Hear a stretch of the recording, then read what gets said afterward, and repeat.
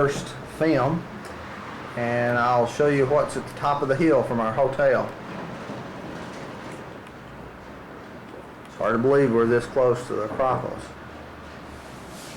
And you can see we're up on the 4th floor.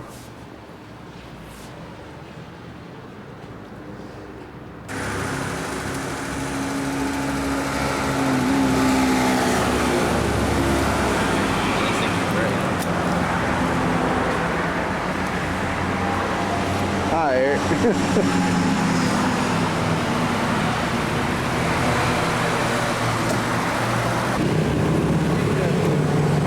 Let's go, guys. This is the Arch of Hadrian.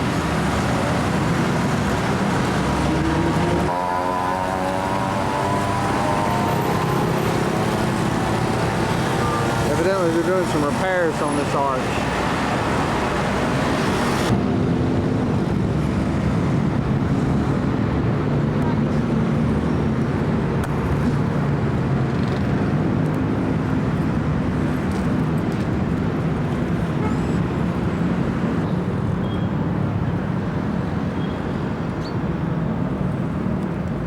Temple of Zeus.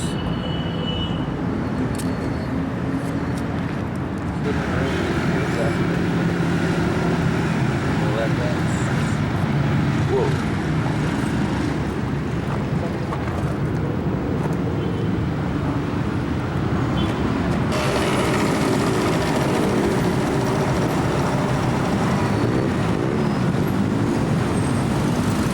Statue of Byron. Here is an official Greek cat. Cats speak Greek. Meow, meow. 500 drag. That's just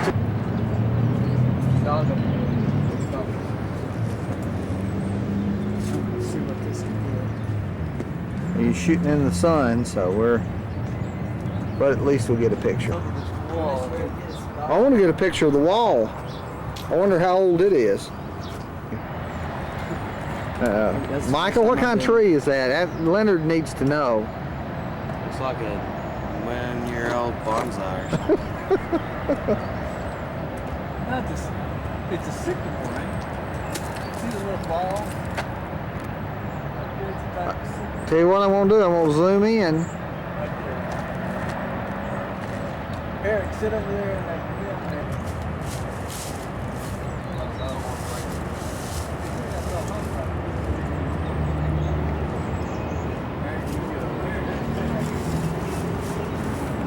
Still on the south side of the Temple of Zeus, looking at an old Orthodox church. Freeze me down. I see one person walking through there. He may be the gardener. This is a picture of our room. Coretta wanted me to get a picture of this bathroom. You can see the color of the fixtures and the bidet. And then we'll come back out, look in the mirrors, and here's our room. The beds are extremely firm. And here's a picture outside of the room. And the Acropolis is lit up.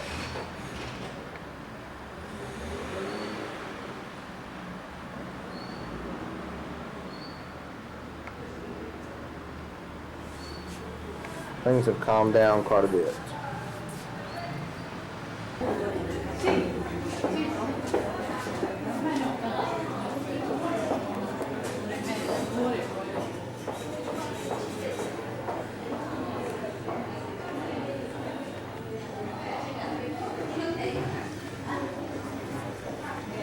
It's part of the wall in our hotel. Smile at us now. This is the lobby of the hotel. I better slow down. This is all our luggage. Coretta's getting ready to go back up to the room for just a second.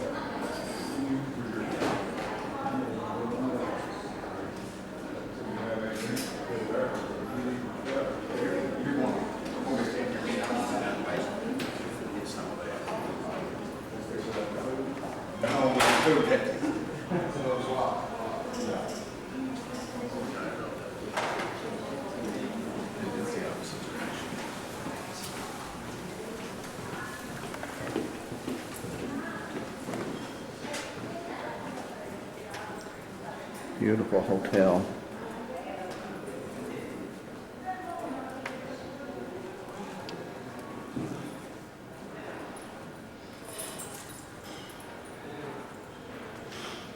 There's a swimming pool.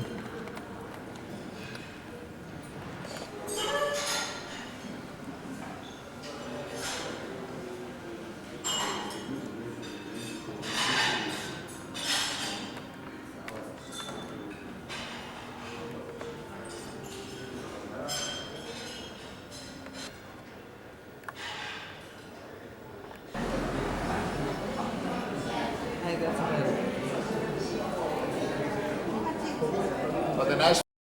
You want to send a message back to Roger and Jan? Yeah, well, yeah, Happy New Year. Enjoy yourselves in America. This is what makes people sick when they watch the video. Well, Kalimera. Everybody say Kalimera. Calamari. Not calamari. That's squid.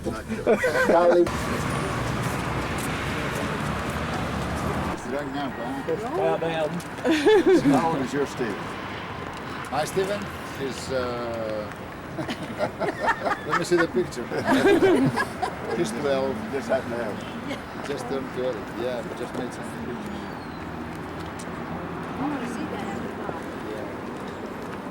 Okay. Here it is. Greece.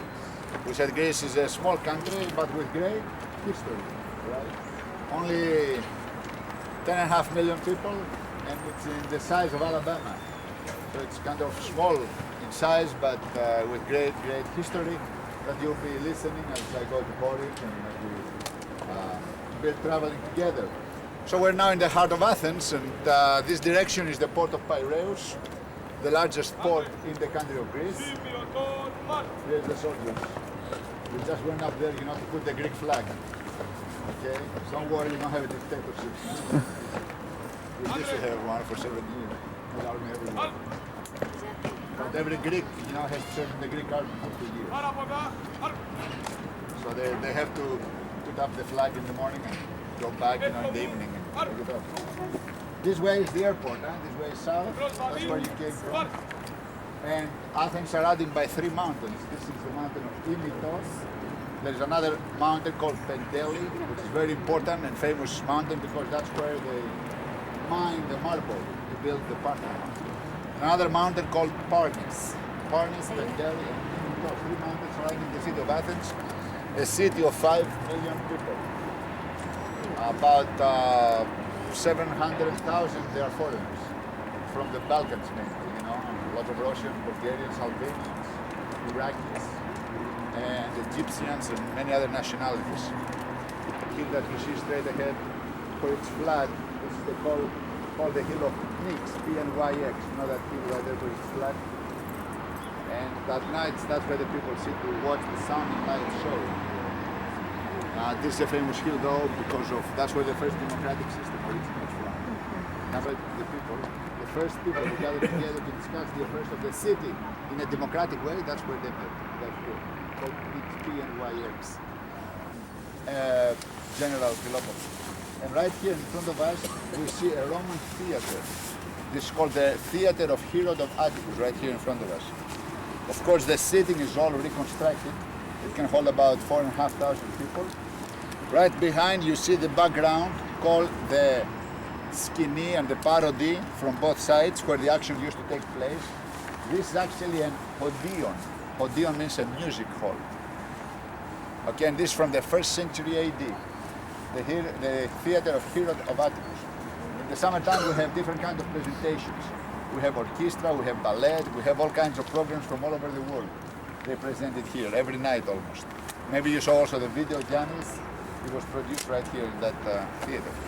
Now, next.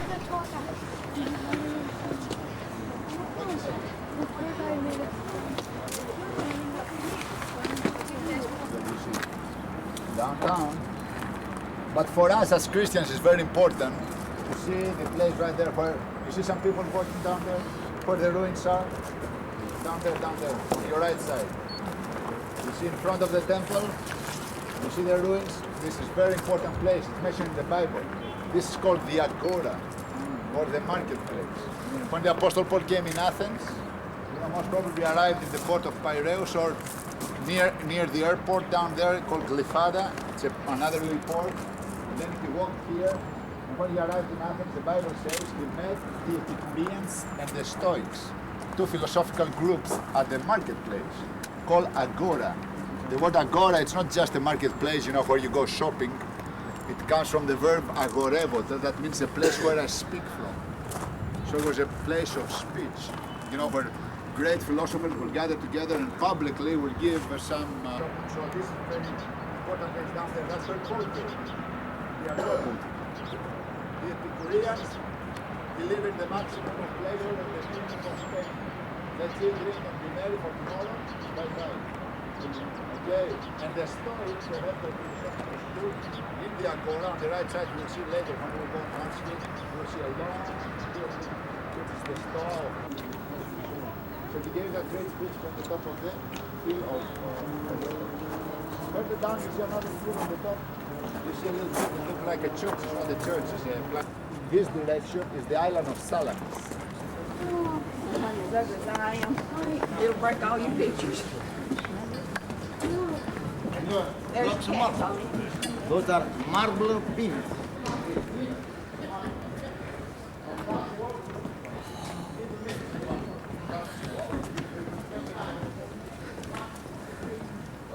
Okay, fine. You got everybody's ticket with it. Did it work? Let me get another one. Hold on.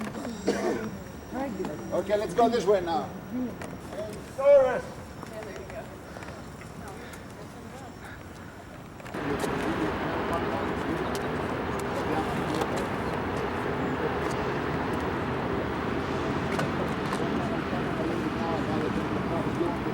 There's a god behind the branch of life. Who is that? Athena. And the goddess of wisdom. Now somebody asked me the other day, he says, why they had men, for like Poseidon, for the god of the sea, statue of Athena was located right in front of the temple of Mars. And they would bring the peplos called. The peplos was the cavalry of the temple. So they had processions, they will sacrifice the animals before the entrance, before the temple there. They will kill the animals, and they will offer animal sacrifice to Athena. Inside was divided into three sections. The Kronos, supposed to be... This is our hotel. Right. And there was the now they're building the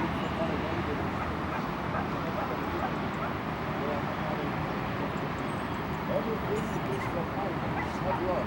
It's marble. Right? When Tim went in that little room, Now on the left side you have a panoramic view of the Temple of Zeus. You see? The Temple of Zeus we saw yesterday, we went all around. But here you have a beautiful panoramic view. What was the largest temple in the Mediterranean. And then on the left side you see the stadium. You see part of the stadium? yeah.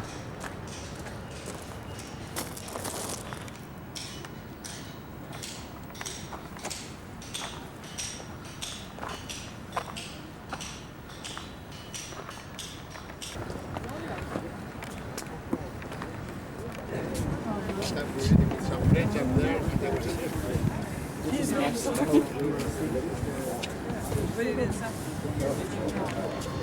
Okay, now you can take any pictures you want. And the last one is called Erech, the Temple of Erech.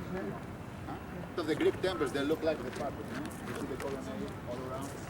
In this particular case, you see from one side we have a wall, the other side we have the columns. Then we have the portico with 6 women called Cariatis. Those are called Cariatis. Or they call them maidens. And you see they're holding the roof. And you keep it in the but look here now the diameter.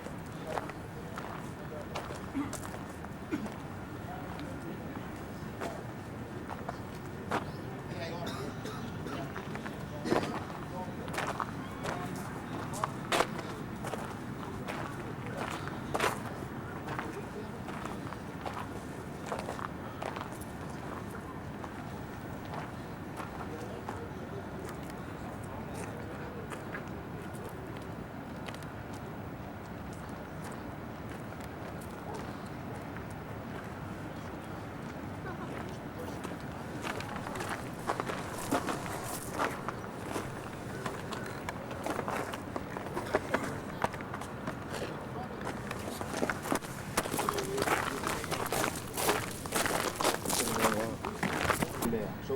from Propylea.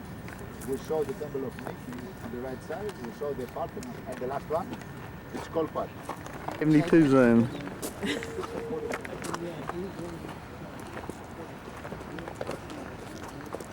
See their dress.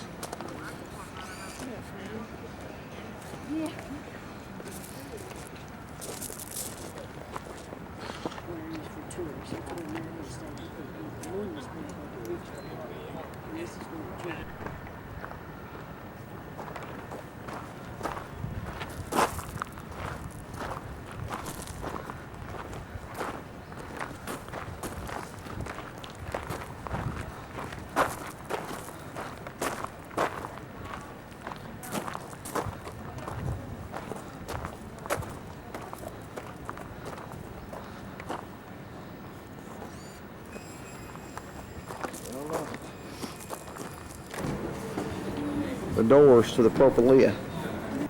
Unknown God. Agnosto, unknown, the agnostics, who don't have the right knowledge. And theos is what? God. Theology. Theology is the study of God. Theology. Theos is God. Agnosto Theon. So he says, and Paul stood among the Areospagos, and he said, men of Athens, I see that you are very, what? Religious. Some other...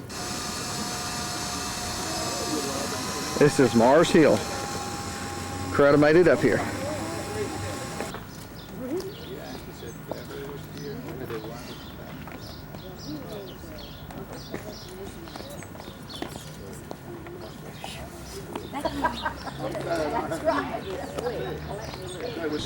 Well, there's war there.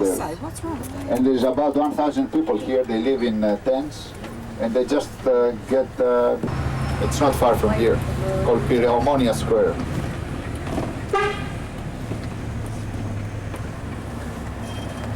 We have Greek service on Sunday mornings, the Greek language.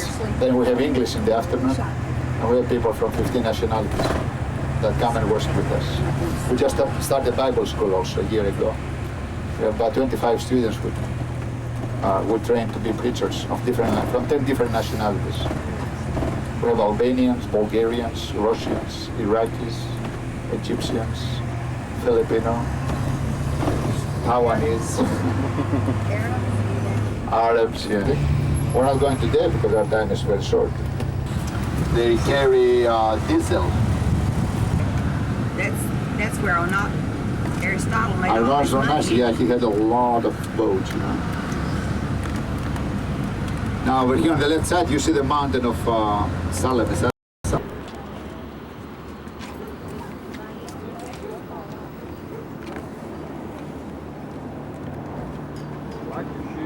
Then turn it down.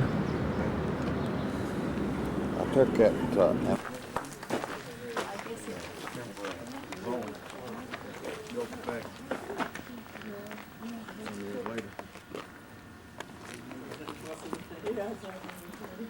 We're going to see the exhibits from the Greek period of time. I told you that Corinth was a very important city, the 6th century BC. Athens was an important city when? The 5th century.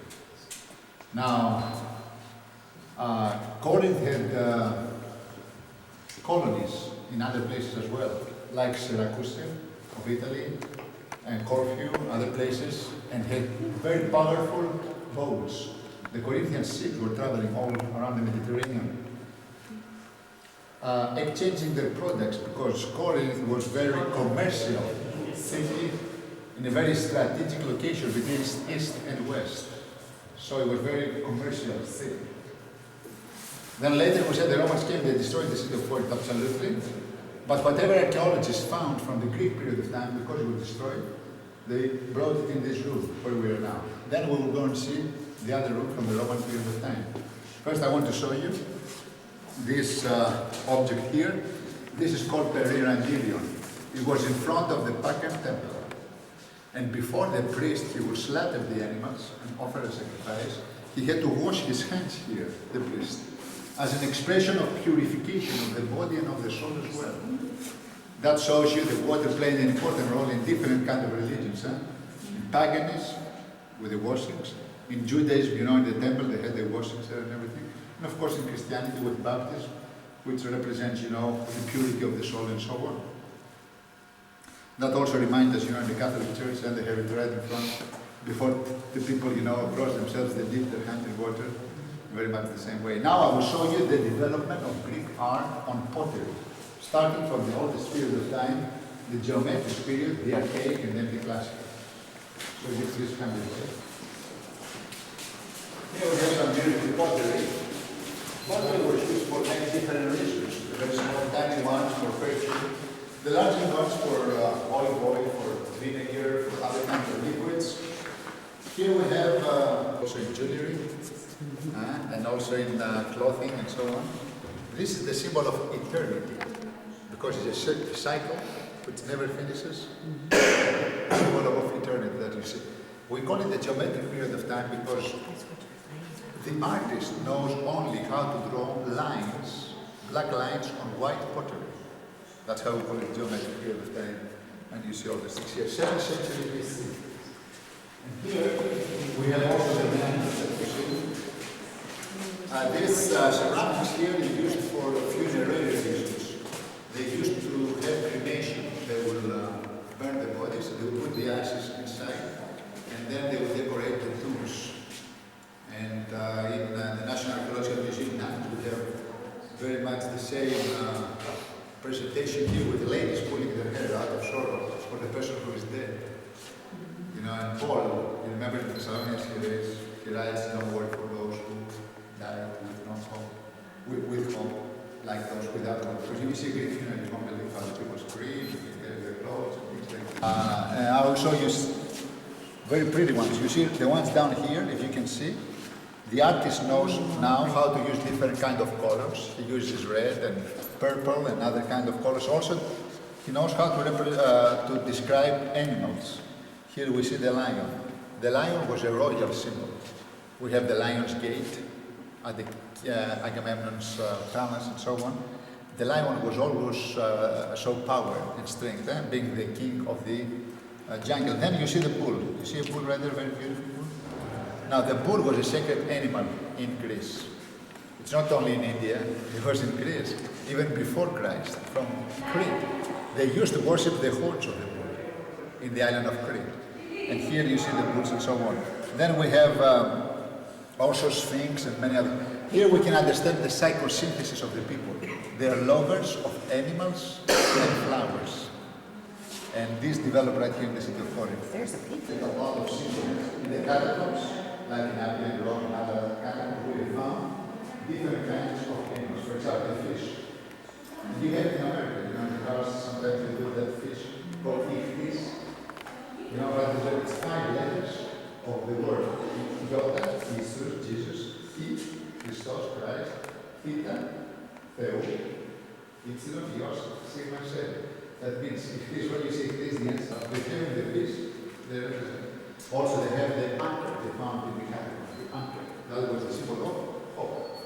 Hope talks about it, you know, and so on. So the ancient Greeks, you know, they have a lot of animals to represent different things. The early Christians also, they had a lot of animals representing different things as well. Now here we see the Sphinx. We have one Sphinx made out of terracotta. And one Sphinx made out of preserved exhibits were found in tombs. But they will tell you from the characteristics, you know, what period of time, who made them, and what place they come from. In this particular case, you see soldiers and fighting, and that reminds us the 30 years of war between Athens and Sparta, the Peloponnesian War. Now here in the middle we have a bed. This was used for funerary reasons. That's where they will put the dead bodies. It's an original funerary bed. And dogs, and birds, and many other little toys that they used to have. Also for you preachers, this is the type and this is the antitype. You see in the Bible, Paul talks about type and antitype.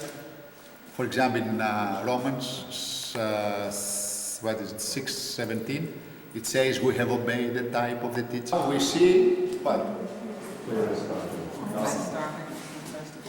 Not very clear, huh? Like a mirror, he says, huh? Now this is an ancient mirror. that they used to have here in Corinth. And Paul could see it, you know. If you don't sign this, it's not very clear, right? Very clear, but we see now so-and-so. Look here, can you see your face here? So-and-so, right? I can see Jim's reflection in the glass, but not on the mirror. Now we have changed a period of time. Over there was what? 7th, 6th, 5th, 4th century before Christ. Now here we have 1st century before Christ, 2nd century after Christ, and so on. Huh? And this is the Roman emperors. You know, the Roman statues, they are much larger than the Greek statues. The Greek statues, they are small, very anatomic, very realistic. Here they want to show the power of the Roman Empire, so the Roman statues have always been very large. You know, because the Roman emperors changed so very often, the sculptors didn't have to make a new statue, just change the head, and you have an Emperor Augustus. Next to him is his son Lucius, and now also the emperor who persecuted the Christians the most. And this is Nero. This is the head of Nero. He's the one, you know, who started the fire in Rome, and he accused the Christians of starting the fire. And Nero. Of course, the Agora, Roman, beautiful Roman temples, but also they had excellent Roman villas, where you know the emperors and the high officials in Rome, if they want to go and have a good time, you know what they would do? Like you Americans, you say, I'm going to Hawaii, have a good time. Do you know what they would say? Let me go to Corinth.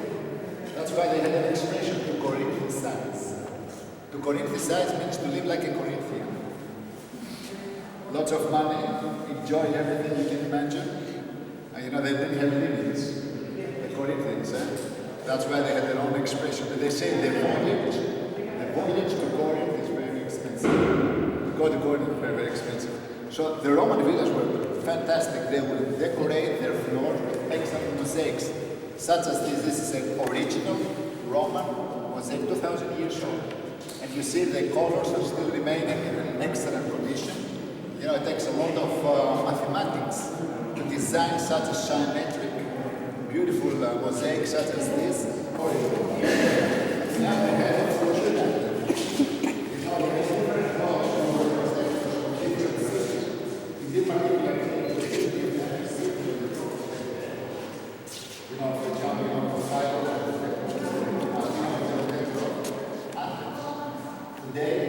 because the Philip is the one, you know, who is in charge of their city. Here are the sarcophagus. This is the royal room sarcophagus. And you see the soldiers and the city of Steve, the Greek battle. You can see the seals, the helmet, the different arms of the family. You know, the Apostle Paul writes about the family. How did you know? Well, they see that we don't see every day, right? Here is the point. If he writes the same episode today, he use one. Now let me tell you something. You know, there is a small room here, they don't take groups there. He was recording all Yeah, this. that's good.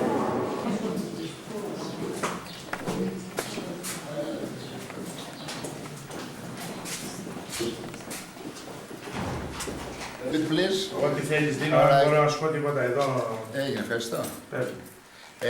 This is called the room of Asclepius, the god of healing. Everything you see here comes from the 4th century before Christ. For example, you know, there were the temple of Aphrodite, and I told you there were 1,000 prostitutes performing fornication as part of the worship to Aphrodite. People had a lot of venereal disease, and the part of their body had a disease, they would make it out of ceramic, and they would bring it as offering to God Asclepius. And they say, please God, heal us from our disease. For example, you know, the brains of men that had a disease, you see the brains? Deformed children were born with syphilis and other kinds of diseases. The stomach of a person, right there, the stomach, you see? And here is a heart, you see on the shelf? A heart. And then you see the wombs of women. And then you see hands without fingers. And then you see the sores, you know, wherever you see the white spot, that's where the disease was. And then you see legs and everything. Now, what do I understand? First of all, that Corinth was quite a city when Paul came. That's why he said, with fear I came to preach to you the gospel of Christ. Do you remember? I mean, he didn't have fear in so many other cities, but that's how Paul felt when he came to Corinth. Nevertheless, he wrote the book of Romans from where? From Corinth. And Romans 1:16, Father says, I'm not ashamed of the gospel, for it is do you know the word in Greek? Dynamis. That means dynamite. The gospel is a dynamite. Dynamite comes from dynamis, yeah. He says the Jew first and also the Greek. I mean, the gospel can change even a Corinthian, you know. And he did such a wonderful work here. The gospel was flourished because of the preaching of the gospel. But I brought you here for a few things. First of all, to show you that people were looking for divine healing. Even before the Apostle Paul arrived here, they were looking for God, for God's power. Second, you can understand the condition of the Corinthians when Paul came here. And third, that wherever we might go to preach the gospel of Christ, we must not be afraid. If God is with us, nobody can be against us. And also, it's good to know that the synagogue of the Jews in the Greek language. You see gamma, omega, gamma, eta. It's the last four letters of the word synagogue. You know the word synagogue in English, where it comes from? Synagogue, synagogue. And epsilon, vita rho, you see the last three letters? Epsilon, vita rho, it's Hebreus, which means Hebrews. So the exactly translation means synagogue of the Hebrews. Okay? Synagogue of the Jews. That was the inscription right above the synagogue. And we know next to the synagogue was the house of Crispus. And here is the seven candlestick, the menorah that you see. Okay? So the Bible is true? Of course. The Bible, you know, Luke is not just an evangelist, he's a historian. It has been proven that he's a historian by archaeologists. He talks about the city of Corinth. Yes, here it is. Second, synagogue of the Jews. Here it is.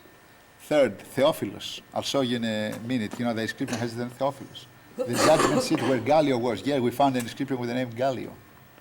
All the biblical archaeology comes and proves that the Bible, it's not the fantasy of some people like some want to believe, the atheists, but the Bible is a historic book proven. Every city, every place, every name, has been proven very well. So here you are. And we're going to go now and see the archaeological site. Before, as we go here on the aisle, you will see the inscription of Theophilus. Here is also part of the Apostolic Creed. You know the Apostolic Creed? This is lemon tree. 12 articles of faith that was composed, we call it the Nicene Creed. Jesus is not divine, it's only human. That's what the purpose, you know, of the First Ecumenical Synod. And they composed the 12 articles of faith, which was very important, you know, in the 4th century, 325. And here, we have it in Greek, the Apostolic Creed. So it talks about Jesus Christ, phos ex photos, light out of light. Theos, you see the word theos? Theos means what? God. God, alithnos, true God. In the Apostolic Creed. General and a lawmaker in the city of Corinth. Okay? If Statue you of want, you can wait Theophilus. for me outside of the museum, please. My brother's name Theophilus. Yeah, wonderful. Here's the name Theophilus. You want to take a picture? Theophilus, who was a great generous, that he was a lawmaker in the city here. To him, the book of Luke and the book of Acts was written. Okay? He was a lawyer then. Lawmaker, yeah. A lawyer. Okay. Okay, please wait outside, okay? Here you can see the various architectural styles, starting from the Doric style on the left, the Ionic, the Aeolic, and the Corinthian. Can you tell me a temple with a Doric style of columns? The Parthenon, right? And then the Ionic. Temple of Hermes. The Acropolis of ancient Corinth, you see? On the top of this hill was the temple of Aphrodite, that I mentioned to you. Also, you see the castle. The castle that you see today, it's a Venetian castle of the 12th century AD. And you know, if people had problems here in the city of Corinth, they would gather on the top of this hill. They would send messengers to the city of Corinth and tell them to be protected by the enemy. Acrocorinth, where the temple to Aphrodite was at. That's where the level of the earth was. So you can understand everything was what? It was all covered, eh? And the American School of Classical Studies have done the excavations here. The Americans have unearthed everything that you see. Now we are downtown Corinth. That's the main city. That's where all the activity was taking place. That's where Paul spent 18 months, my friends. That's where you're walking now in the steps of St. Paul. That's where it all happened. You know, he'll preach publicly and privately. He was just around here, preaching the word of God, teaching the truth. Huh? Now, when the Romans came here, they destroyed, as I told you, everything, and they burned everything. And then they rebuilt the city. So everything you see here, it's Roman. 1st century AD, before Christ, 46 BC, Julius Caesar rebuilt the city. But there are few remains from the Greek period of time, from the 6th century BC, when Corinth was a Greek city and a very important city. First of all, the Temple of Apollo that you see, of the 6th century BC.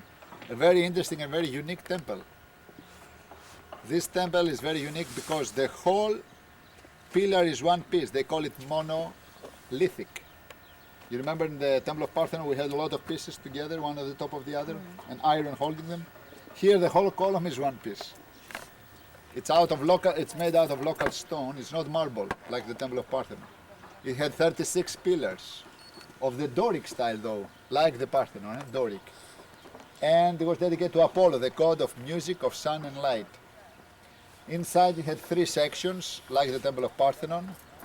And people at the Aegean Sea, you know, they will travel, they will see the temple and they will stop, they will come here to worship. They will pray to God that God will bless them to have safe journeys.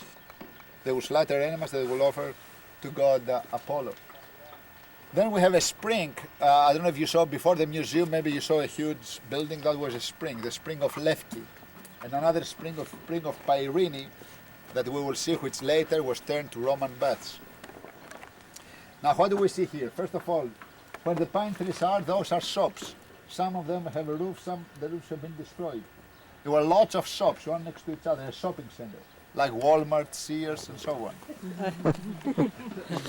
Now here on the left side, when you see the small pine trees, we had a few temples, Roman temples, one to Tyche, which means luck, one to Pantheon, to Hercules, and to Aphrodite. Small little temples, one next to each other. Over here was, you see, the main square, they call it the Forum or the Agora. Right behind those trees, you see those pine trees there? Right behind, it was the house and the office of Gallio, the Roman governor. And when you see this gentleman right there, there was a long 3-story building where Philip II, the father of Alexander the Great, held the Pan-Hellenic meeting, gather all the Greeks together to decide if they will fight against the Persians altogether or not. But you know, if you have 2 Greeks, you have 3 different opinions. So the Macedonians decide by themselves to go and fight the Persians. Now from Corinth, if you want to go to Turkey or to Israel, you go this direction. You go to Cenchreae, east. So this is east, here is west. 2 main roads coming. Today I'll take you to the original road where Paul walked to come here. You'll see the road of Lechion. This was now the main square. Can you imagine the main square? To enter Corinth, you're coming this way, and I'll show you later. It was a main gate with lions from both sides. And this was where you are now, it's the original main square of the city of Corinth. Right here, this platform, that's where Gallio was sitting on the top. And we're going to take a few minutes here. I'm going to read to you from Acts chapter 18. After this, Paul left Athens and went to Corinth. There he met a Jew named Aquila, a native of Pontus. Pontus is in North Turkey, you know, in the Black Sea. So Aquila and Priscilla were born in Pontus, in the Black Sea, you know, in North Turkey. They went to Rome, and from Rome came to Corinth. That's where they met with Paul. We don't know if they became Christians in Italy or not. And then we find them again where? In Ephesus. You remember they corrected Apollo and they taught him the truth? No, so he met a Jew named Aquila, a native of Pontus, who had recently come from Italy with his wife Priscilla, because Claudius had ordered all the Jews to leave Rome. Paul went to see them, and because he was a tent maker as they were, he stayed and worked with them. Every Sabbath he reasoned in the synagogue, trying to persuade Jews and Greeks. Why there were Greeks in the synagogue? Proselytes. They have accepted the monotheistic religion, right? And we saw the sign that says Synagogue of the Jews. When Silas and Timothy came from Macedonia, where is Macedonia? Philippi. The northern part of Greece, the south part of Yugoslavia, and the south part of Bulgaria, all that section at the time of Paul was called Macedonia. So when Silas and Timothy came from Macedonia, Paul devoted himself exclusively to preaching. He stopped making tents. He gave his life all to preaching, testifying to the Jews that Jesus was the Christ. But when the Jews opposed Paul and became abusive, he shook out his clothes in protest and said to them, "Your blood be on your own heads. I'm clear of my responsibility. From now on I will go to the Gentiles." Then Paul left the synagogue and went next door to the house of Tatius Justus, a worshipper of God. Crispus, the synagogue ruler, and his entire household believed in the Lord. And many of the Corinthians who heard him believed and were baptized. Where they were baptized? In the Aegean Sea. Right here, it's not far, huh? One night the Lord spoke to Paul in a vision. "Do not be afraid. Keep on speaking. Do not be silent. For I am with you, and no one is going to attack and harm you, because I have many people in this city." So Paul stayed for a year and a half teaching them the word of God, while Gallio was proconsul of Achaia. Here is the name Gallio. While he was the governor of Achaia, the Jews made a united attack on Paul and brought him into court. Where did they bring him? Right here. That's where they bring all the criminals. They tied them with chains. So that's where they brought the Apostle Paul, right here, with chains. Gallio was up there, you see?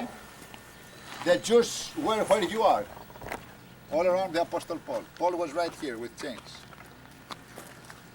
So they brought Paul and they brought him into court. This man, they charge, is persuading the people to worship God in ways contrary to the law.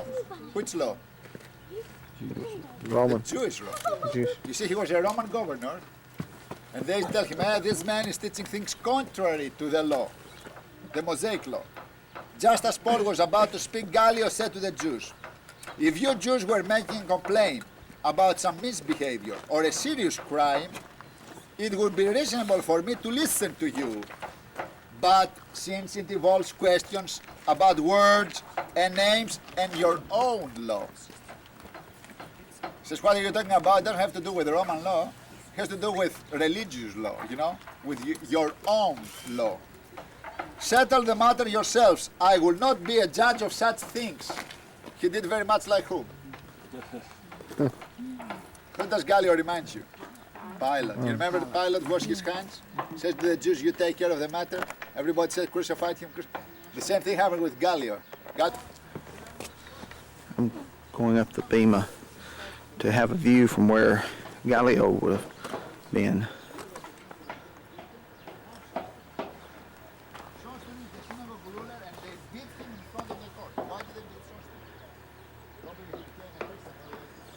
The Jews don't beat Paul, but Gallio showed no This is concern. at Gallio's view. Paul stayed on in Corinth for some time, then he left the brothers and sailed for Syria, accompanied by Priscilla and Aquila. Before he sailed, he had Jesus Christ, and him crucified. Nevertheless, he didn't give up. He preached the word, and so many Christians became. And we found Christian church buildings all around here. There are at least 10 church buildings that we have found around here. That shows you that Christianity spread very quickly. One man, a missionary. Same thing happened a few years ago, when an American missionary came to preach. And he converted me and others in Greece. And now the word, he's back in America, but the word is spreading around in this region. You see, come here and see where they were sitting down there.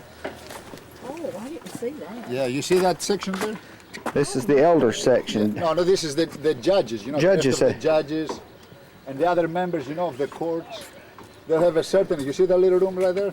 Mm-hmm. With, like the Small council, judges. You can say the council. You see they have their On own top of the seats Bema. sitting all around, and you see the floor, the mosaic floor. That was standing there. Oh, you don't. Please be careful. No accident.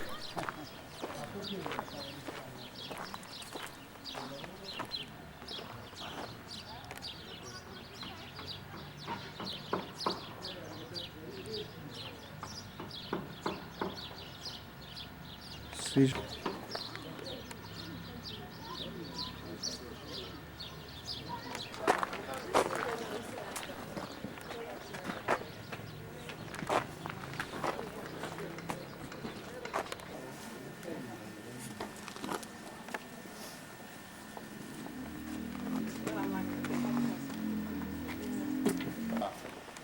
like a health studio.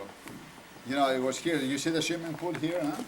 Nicely decorated with steps coming down, with excellent system for the water to enter in from that side, as you see, and to exit.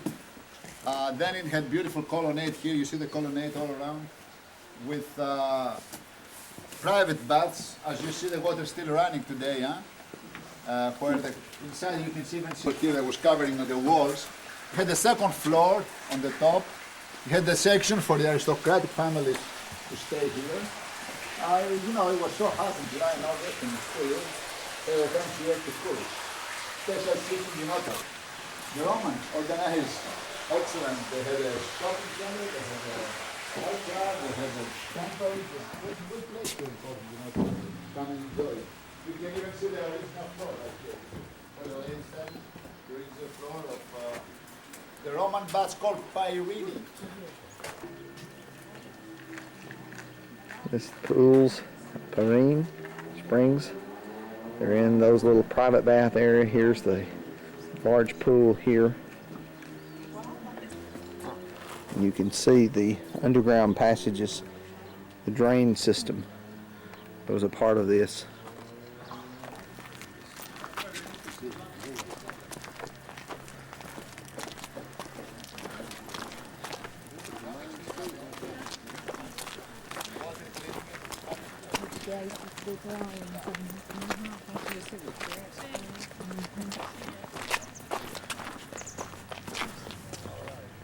Here's the public The next one. This is the public toilet. Yeah. How would this have all got covered? Did they try to cover it to hide it? It's the Lekion Way, the entrance into Jerusalem. Lekion. We're fixing to go out of the tour. There's the rest. They decided to destroy all the houses, buildings here, all the way up, until we'll be in King's Hotel, to make it a national park from here all the way down to Hakil. This is our tour group entering the gates of Jerusalem. They restored the walls of Jerusalem, but they did not succeed to make the walls as they were in the Roman time or in the time of Jesus. They have their own walls really, like these walls.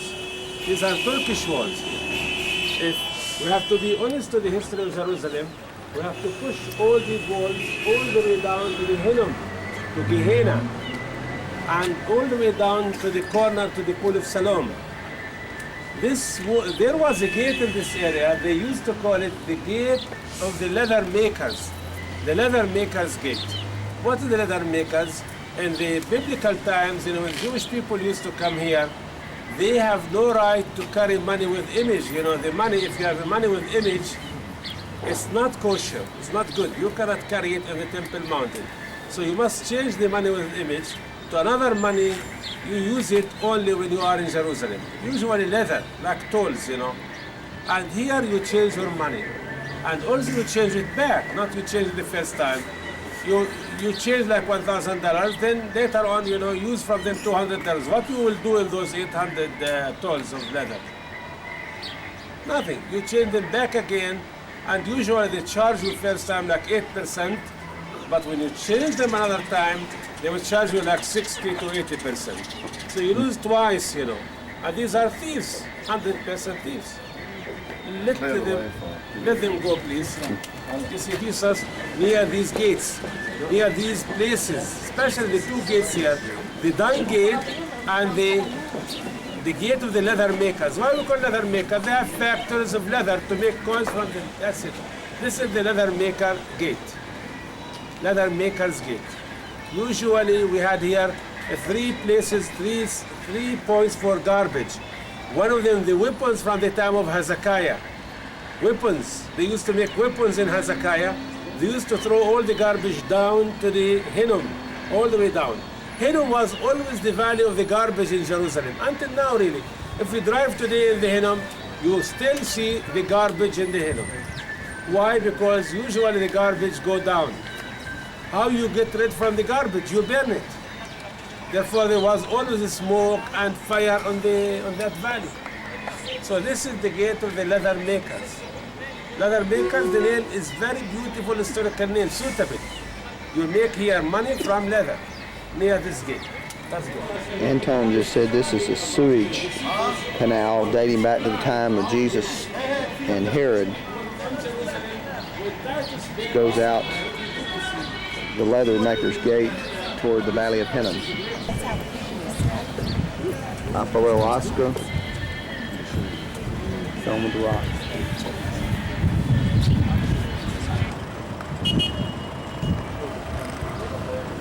What was this right here?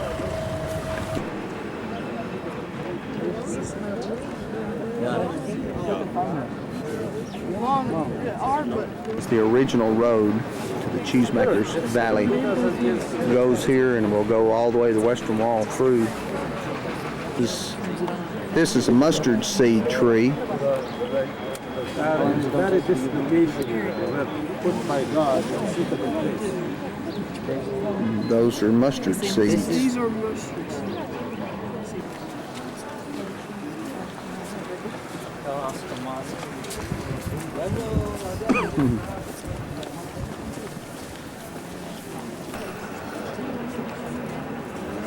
This is our group outside the Alaska Mosque, Temple Mount. C until 4 BC. He was the king, appointed king, about 34, 33 years. The top of his regime, the top of his work really was for 13 years only. In 13 years, Herod the Great made things in this country, a big country that the United States of America really cannot do in these days, believe me. How we explain that? Only by one thing, slaves and lepers, slaves and lepers. Thousands and thousands of slaves he had. What he did with those slaves after he finished, we do not know. What if they died? They let them die. Who cares? Look where we enter from that gate. This is the gate we call Bab al-Magharbi in our language. Bab means door. Magharbi, the Moroccans. This is the name. I wanted you to remember this name, very important, because we have time. I will take you to the quarter of the Magharbi. You see, this is the entrance of the temple. Down to the left, Herod made a huge gate above the arch of Robinson Arch. Robinson Arch was a bridge. You see that in the model today afternoon. Under this gate, all the way down, there is a gate, we used to call it the Woman Gate at the time of Herod. And the continuation of that wall all the way up, there are another gates, really, 2 gates, we will see them today afternoon. But the wall like this, the continuation of the Western Wall. What is Western Wall? What do you mean Western Wall? Western Wall is a retaining wall. Herod built that wall in the Valley of the Cheesemakers, all the way down from the west side of the temple. The temple was there. And he built a wall from the south, that wall from the minaret. You see that minaret? From that minaret all the way to the other side of the pinnacle, the southern wall, and he built the wall from the east. And now he filled between this wall and the Temple Mountain. He filled between that wall and the Temple Mountain, and he made it like a table. A table. I've been here last year in the last Friday of Ramadan. Outside here, they will not allow anyone who is not a Muslim to be in Friday here. No one, if you are not a Muslim, you cannot be here. I've been really outside. In the last Friday of Ramadan, we call it the Orphan Friday. 400,000 men, they were praying here. And all what is done here is Herod really. Now what do you expect to see if I take you underneath? These arches built above arches and above arches. You see, like galleries, big ones from the bedrock all the way down, like 120 feet really, all the way down. Above that, like these things, 3 levels of arches, one above the other. You will see today a model outside, the walls that made by Herod under the ground. Why Herod made those galleries and these places? The Muslims call these places under the ground, they call it King Solomon, the stables of King Solomon. There's nothing really from King Solomon, period, underneath. These are Herod the Great. Above these arches, Herod built here a huge building. From the entrance there, all the way to the end. Huge, huge building. This building, really, the mosque is, you will see it, maybe it will be 1/10 from the size of the building at the time of Herod, was the court of the Sanhedrin. Court. Judges, where the scribes used to be. Remember, the gospel written the scribes. What are the scribes? Scribes, they were employee in the courts of the Sanhedrin. Sanhedrin is the council, Jewish council. St. Matthew say the council. It doesn't say the council.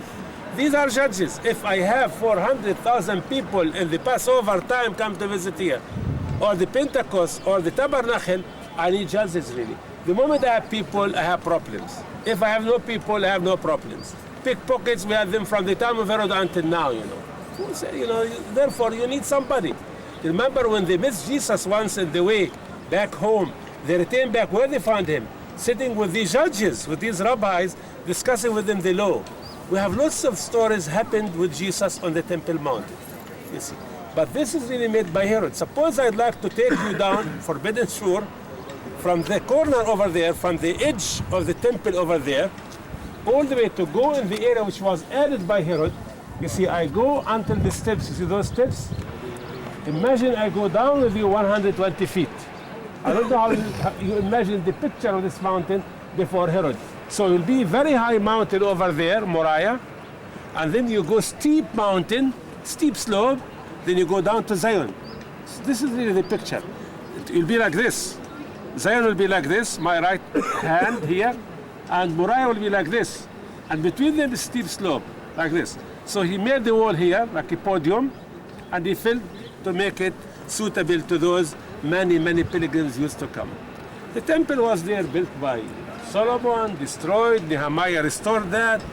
He did not write anything about the Ark of the Covenant, you know, Herod the Great enlarged that, you know, later on destroyed by Titus and was never rebuilt. After the destruction by Titus, no way, nothing rebuilt from the temple. Until the coming of the Muslims, 638 AD. 638. The Khalif Umar, it's a big name in the Islamic history. The Khalif Umar, he was the second Khalif. You know, Khalif like a king, you know. They used to choose them in a very primitive way, really. They had the council, the Muslims, the council, and they used to choose them from the other Muslims. So the second Khalif was in Jerusalem, and he decided, he wrote like this, "It is in my heart to make a temple for God in Jerusalem." Now, why the Muslims want to make a temple for God? This is the question. You know, remember the first holy place to the Muslim is Mecca. Mecca in Saudi Arabia. The second one is Medina in Saudi Arabia. In Mecca they have Kaaba. In Medina they have the tomb of the Prophet Muhammad. He died. He has a tomb there. And the third holy place is Jerusalem. Now why Jerusalem is holy place to the Muslims? There's a chapter in the Quran. You know, the Holy Quran of the Muslims was given to the Prophet Muhammad in a month like this month. You see, and then what happened, you know, there's a chapter there, in that chapter written about the visitation of the Prophet to heaven. God invited the Prophet to come to heaven. And he came up to visit the God in heaven via Jerusalem. So he came with his famous horse. The horse waited for him near the dung gate, in this place down outside on the wedding wall. He went up to heaven, he saw God face to face via Jerusalem. Via Jerusalem. Under the cave where we are going to see, under that holy rock where we are going to see, there's a cave. Please open your eyes and ears to remember the struggle between the Muslims about this area. Jewish and Muslims. They have lots of problems about this area. Now, the Jewish believe under that cave, I'm going to take you, I hope. Last week I failed to go down. Many Muslim women are praying now there. You can take a look from up, you know. That cave, under that cave where we believe Solomon used to hide the treasures of the temple. And he made a cave under that cave where in case that there will be problems, that everything will be put in that cave. The Muslims call that cave the cave of the prophets. Why they call it prophets? Muhammad, in his way up to heaven, he met all the prophets that came, prayed with them. And the main prophet he prayed with was his grandfather Ibrahim. So the Muslims believe that Ibrahim is a Muslim. Abraham is a Muslim. You know, from Abraham we have Isaac, and then the Jewish nation. From Abraham we had Ishmael and the Muslim nation. So they are cousins. Thank God we start to hear in these days, really, very strange, the Jewish getting a little bit better, really. We start to hear in these days, the newspapers and the talks in the parliament, some of those leaders say, these are our cousins. The first time we hear it, you know, since maybe 2 months. Hopefully something will happen. Who can solve the Muslim problem and the Jewish problem? Believe me, only God, really. This is only God, nobody else. Now, you cannot convince the Jewish that make another temple not here, till you know the temple should be here. You cannot convince the Muslims to give 1 acre of land there to let the Jewish make their temple there. Who make it? This is ours, only ours. And that's the story. So Abraham is a Muslim, Muhammad came from there, his way up to heaven, and he took the commandments in heaven. One of those main commandments that Muhammad took in Jerusalem is as-salah. As-salah is to pray. Everybody pray. If you are rich, you pray. If you are poor, you pray. If you are sick, you pray. If you pray, you pray. I have no money, I cannot go to Mecca. No need. My son or my grandson will go. You see, this is the Muslims are very strict about that. It is written you are obliged to go to Kaaba in your life once if you have the money. If you cannot afford it, don't take loans from the bank and go. Your grandson will do it. Somebody will, family will do it for you. But to salah, you to pray, you are obliged the 5 times. And the main time, the 5 times, is 11:30 time. Now, these books were built by the Khalif Damascus. The first one was built, the Golden Dome, exactly 693, if you like the year. This was built 7 years after, so this is 700 AD. That was 693 AD by the Khalif from Damascus. The Khalif from Damascus, there was Abdul Malik. He wanted to stop the Muslims not to go to Mecca. Come here, it's better here. This is easy. I can convince anybody really from the Muslims. Come here. What do you have in Mecca? If we did not have oil in those days. You see, in these days we have oil. You smell it from here. You know, in those days they did not have oil. They have nothing down in Mecca. They had no water to drink. If you come to Jerusalem, you have everything. You have pomegranates, you have fruit, you have rain, you have snow, you have nice blue-eyed people visit.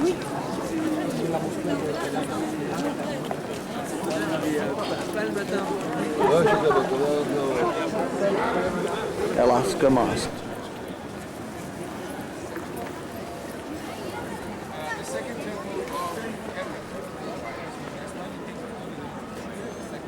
This is real gold, 14 karat gold, 83 kilograms, like 160 pounds of 14 karat real gold ring. This was fixed like 10 years ago. Before that, it was aluminum peroxide. They used to repaint that so to show that it's a golden color. See, always above the Muslim domes or minarets, they have these crescents or their moons. The purpose of the moon and the crescent is to show the south. The moment you look up, I know the north is that way and the south is that way. So if I hear the muazzin, this is somebody who called to pray, I usually look to the minarets and I see. There are some really crescents in Jerusalem. Few mosques, they are facing the dome of the rock. It's important to know that because the first time God said to the Prophet Muhammad, let your people face Jerusalem. Later on, God changed his mind and he said, let them face Mecca. All these tiles, they are really Turkish one from the time of Abdul Hamid II.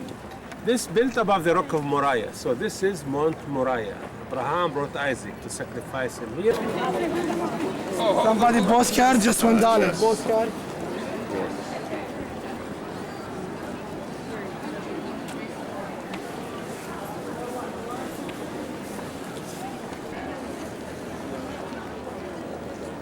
Temple Mount area.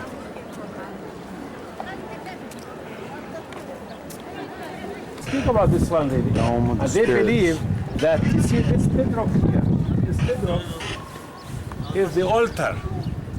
The altar. Now this is the altar. The Holy of Holies was there, and the women court was there. You see, it means that that place is not suitable to the place of the temple for the Jews.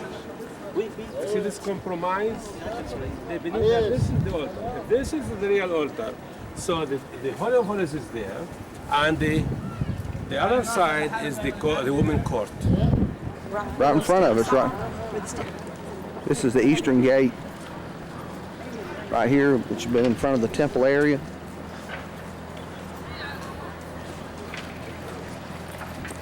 We're walking from the Dome of the Rock.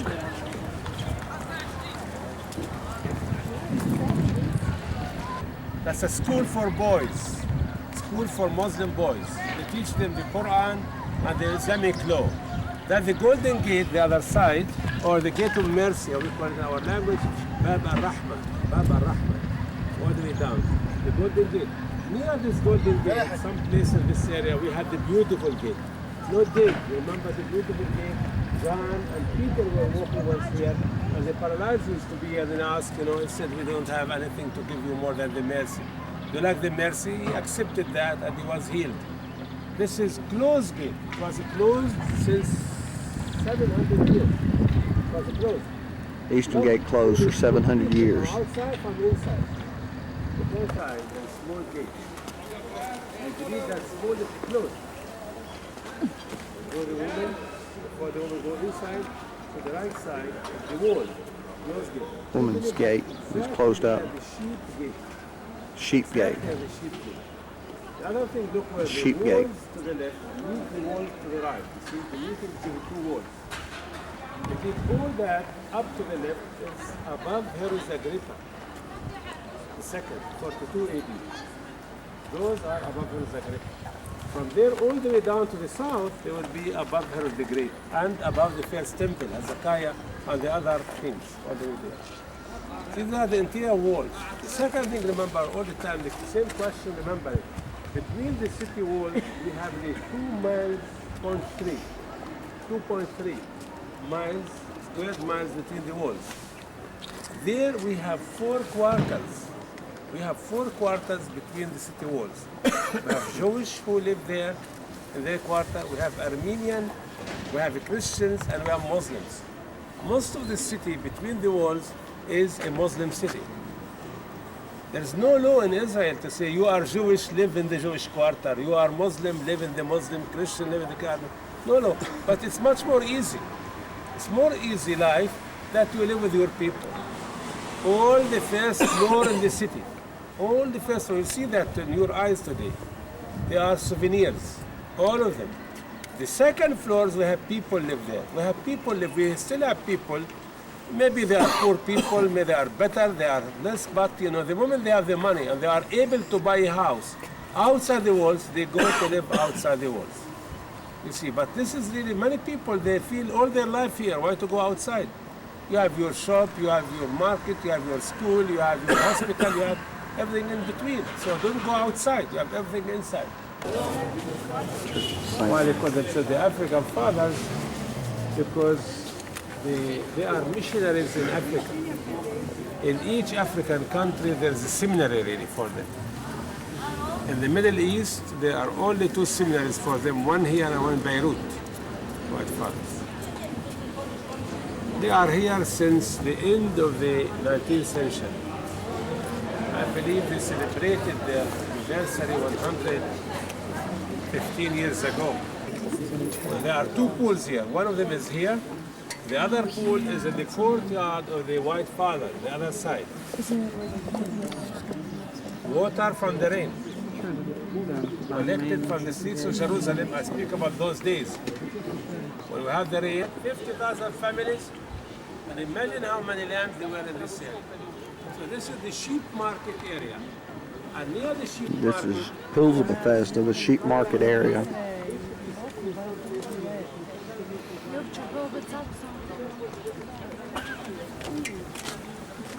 century here. One century says this is here. Down the road about the pool, Crusader, 800 years ago. But under these roads, we have the remains of those baths.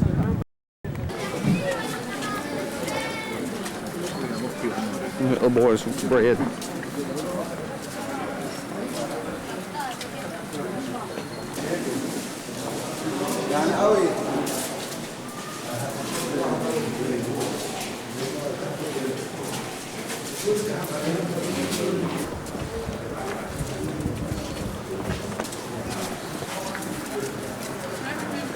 Easily, everybody can. Courtyard of Intent. Here we go down. We're going down to the pavement, the courtyard of the Fortress Antonio.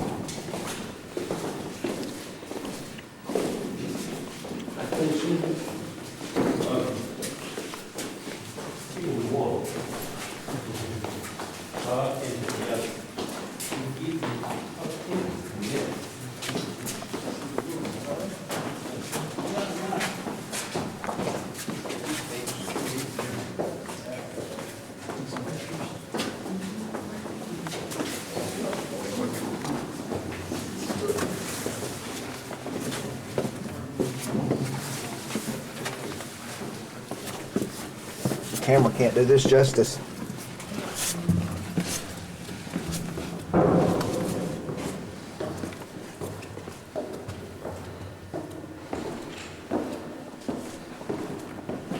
Man. Well, I think you have a video will be lucky, I mean, other groups, because we still have no rain here.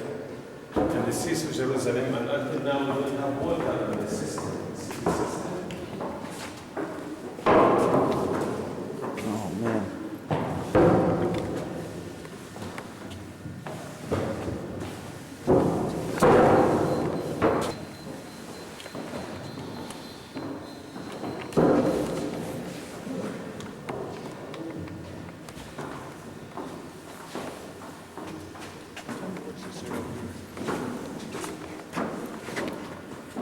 Needs to be ejected, or you press the eject button. In the afternoon, I am going to be with you behind that.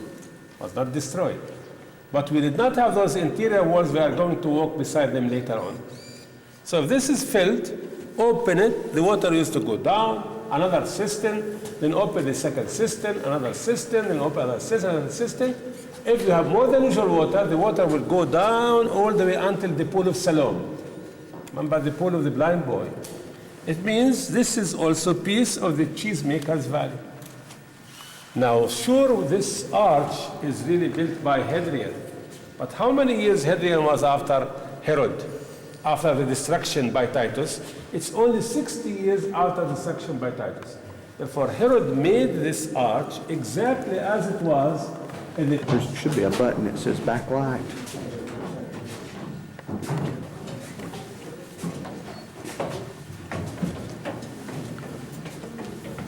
The altitude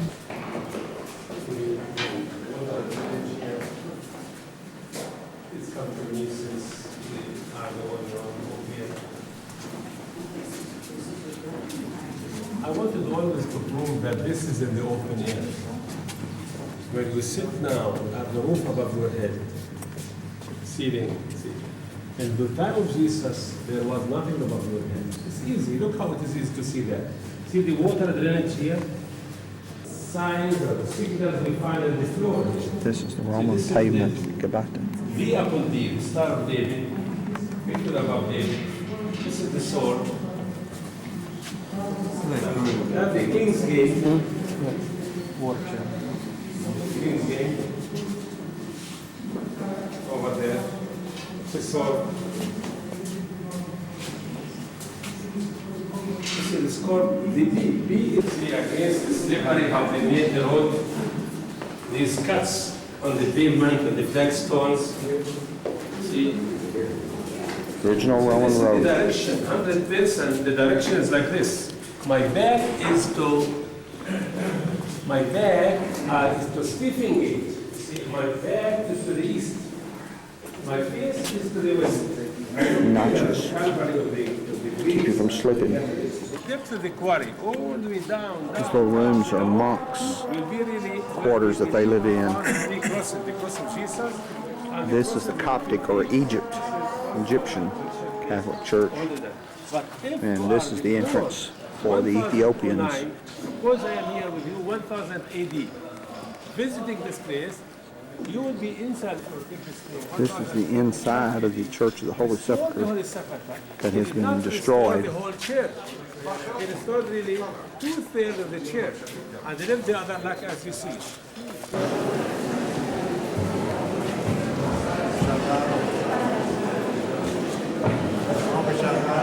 To the right, Calvary. Calvary. Today it's difficult to see any skull. You cannot see skull up there. Building, building, and the building, and the building. Destruction, rebuild, redestroy. Therefore you cannot see. But here we have the 9th station, the 3rd fall of Jesus. The 10th, Jesus is stripped from his clothes. 11, Jesus is nailed on the cross. 12, the crucifixion, up. Here we have the 13th station. They washed his body. You know, Jesus died as Jewish. And therefore they treated his body as even he is a Jewish fellow. So how they treated those days, This is where they first of all, believe they had that to break the knees. the body of Jesus is washed. Why to break the knees? You see nothing there. There's nothing to see inside the city. Supposedly the tomb of Jesus inside the church. Trying to go to sleep, it's fine. Otherwise, once I took a school, I was a teacher.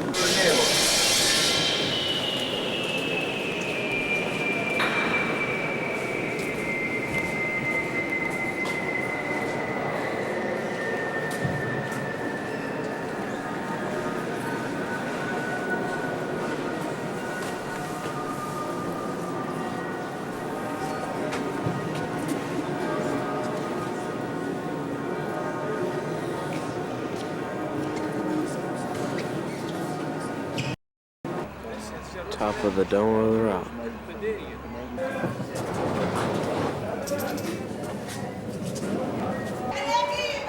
Wailing Wall.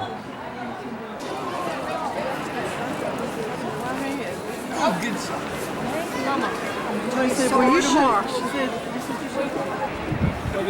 You want to go up there too? This day, the sun is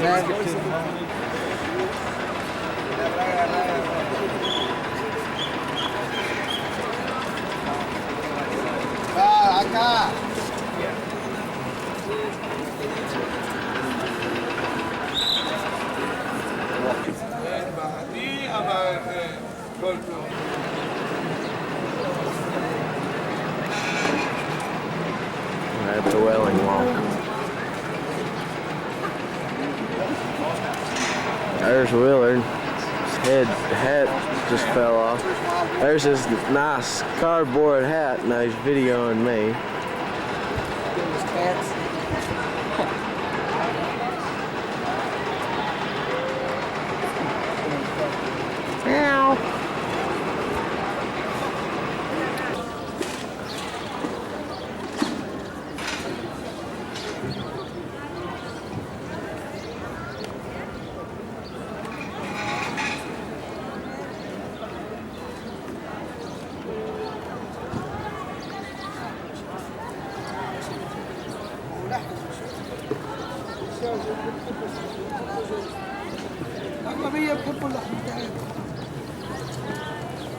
والاكل اللي بيزيد الاكل اللي بيزيد من الفرق.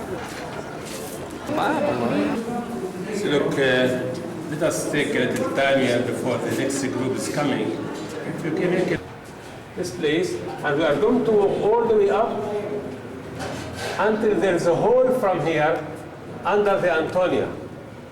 We go out from here, the corner from here. This is how we do. All this will be our walk.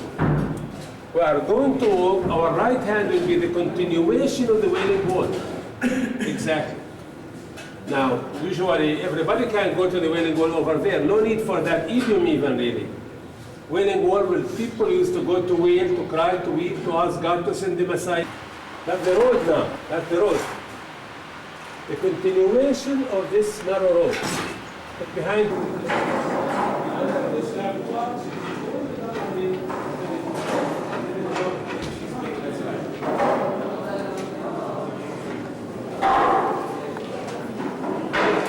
I know it. Like this.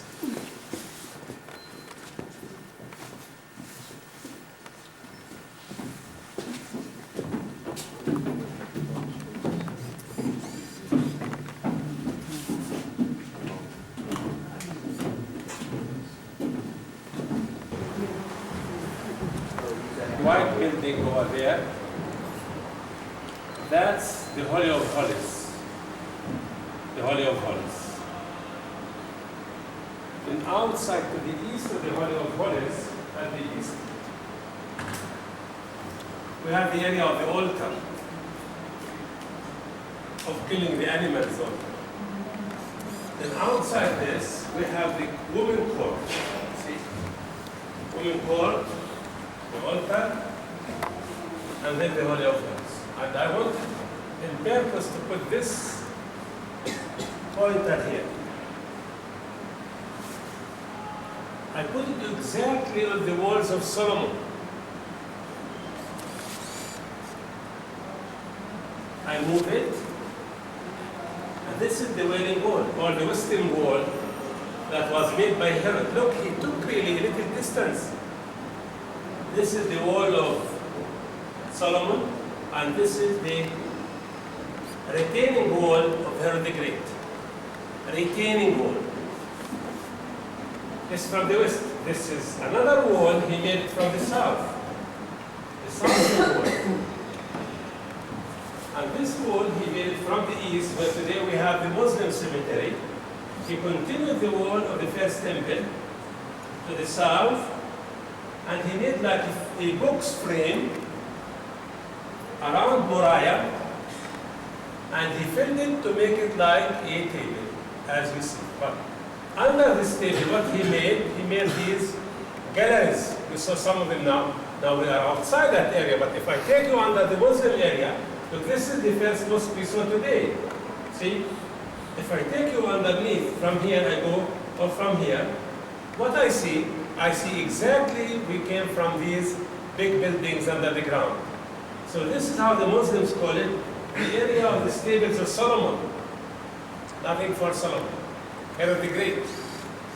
Above those galleries, big one, look what Herod did. He built this building, see this building, from the Wailing Wall all the way until the pinnacle to the east. This is the court of the Sanhedrin. Judges used to sit here all the time. We call them the scribes. They're those employees that they used to work with those rabbis. Then the court, from here all the way until there, this is the Gentile, the court of the Gentiles. You see, Gentiles, one court, and the 4 rooms, one for the lepers, one for the women, one for the olive oil to make light to the temple, and the frankincense. Then you go to the altar, then the incense, then you have the building of the Holy of Holies. And in the morning, also we visited that area, the 4 towers. See, 1, 2, 3. That's the Antonia, the area of the Antonia, or the Kihomo area. You see, this is what we did in the morning. See, look, we start first from this one. This is the Robinson Arch here. Robinson Arch. So this is a staircase. Indeed, Josephus wrote about a bridge from here until the upper town, but we did not find any bridge. That's the second one where we are now, that's the Wilson Arch.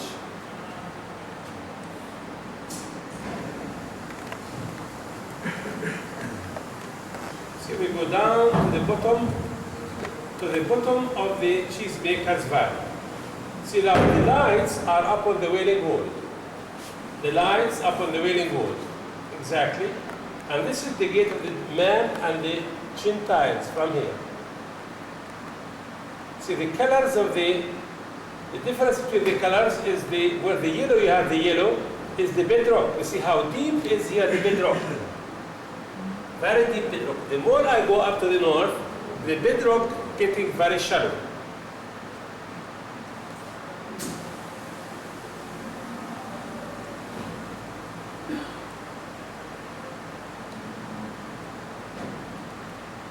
The Wailing Wall, the light from the Wailing Wall.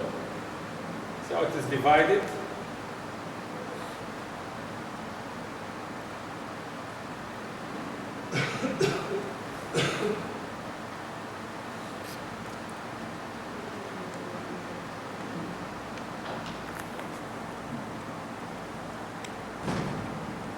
So the women's section and the man. And this is how Jerusalem looks like today. Remember, we've been in those roofs in some place, exactly like this. All these domes to show that Jerusalem is a holy city.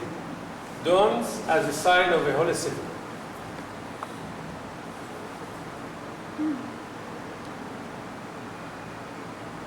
This is the area of the money changers. Robinson Arch.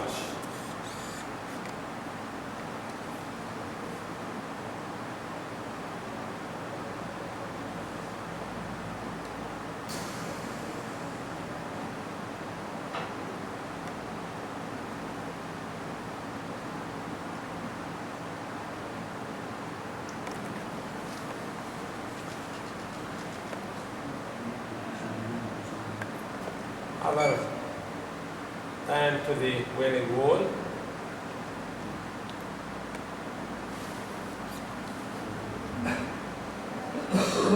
Well, look where we are. You see where the little light, you are there. That's the little light. Under the arch of Wilson Arch.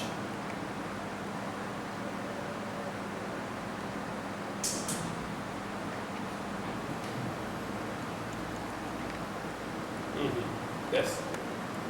You see, what you see, the little light, is to show you that area in front of us.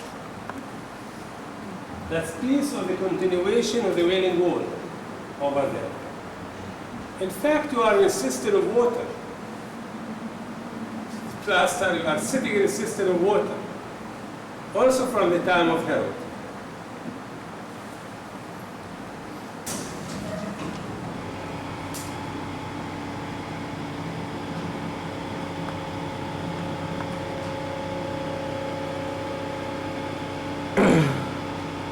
Easy now to identify this area.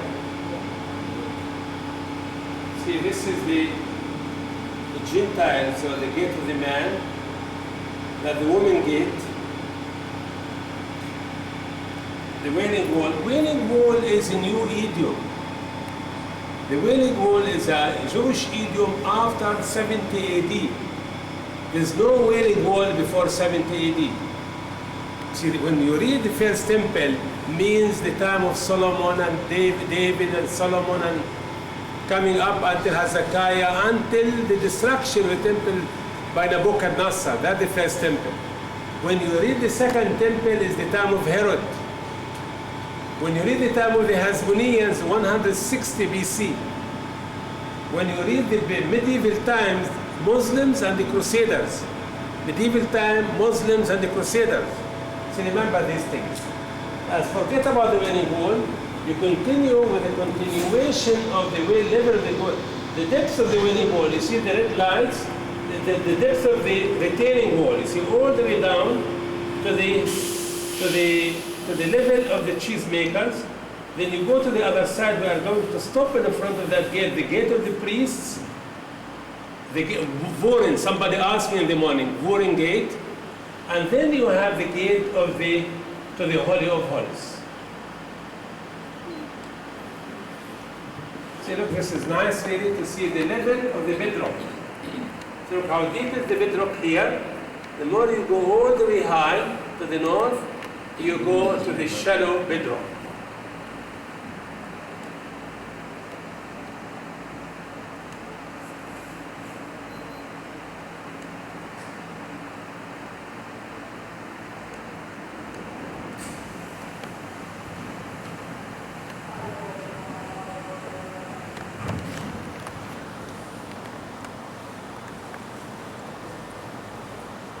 Nice.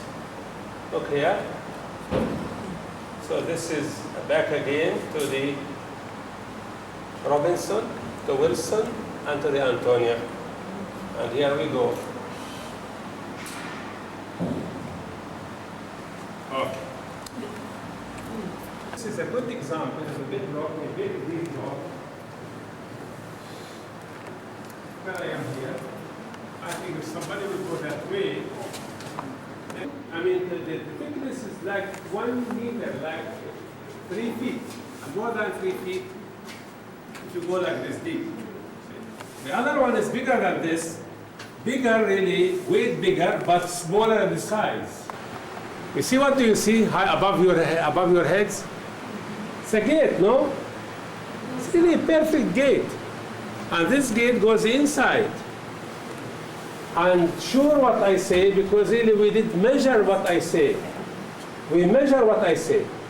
If suppose you go straight line, you will be exactly under the goal. Now go up later on and measure it, you will be straight line.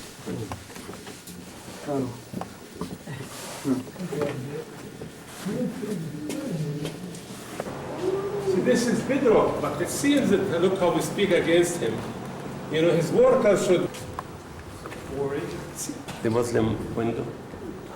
See the window? See that big window? Yeah. It's a window. Closed. It's a Muslim place.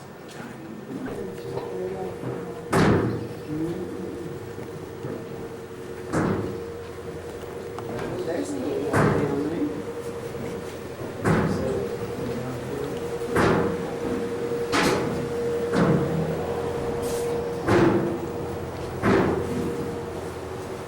Give me some money. Yes.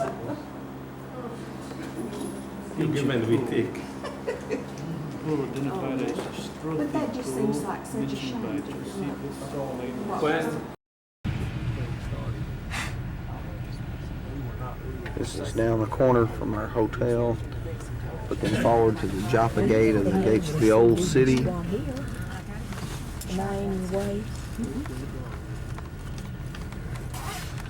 King David Hotel.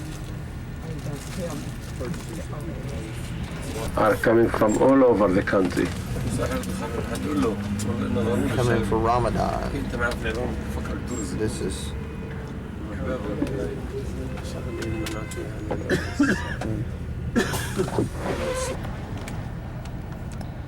these are all the Muslims going to Ramadan. We're stopped here at this point before checkpoint with our cards. Many tour buses. It's got good shocks on it. It's extra good when you don't have to screen your neck. احكي معاه مع الثانيين Prices are great. No, my eyes start burning. I put them on and it's real. It's gate. Yeah. It's where we came Go out to the yesterday. old city.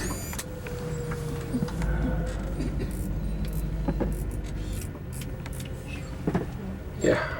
Okay. الأفضل إنه تفضل هيك مفتوحة Lions Gate. I hope this makes it till I get home. مشان الفرديات وقرف الفرديات بس للباص والتاكسي لازم لا أنا غلطان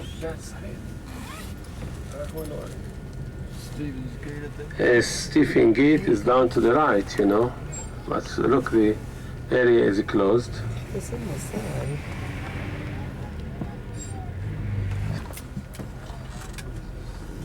People come Down to the for- Kidron.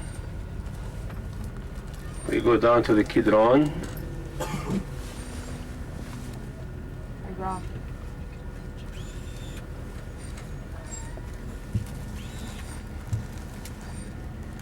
13 days. Yeah, we live right on it. Oh, I see. Is this not an experience? This is They're really cool. We've moved about 10 feet. There's no telling how many.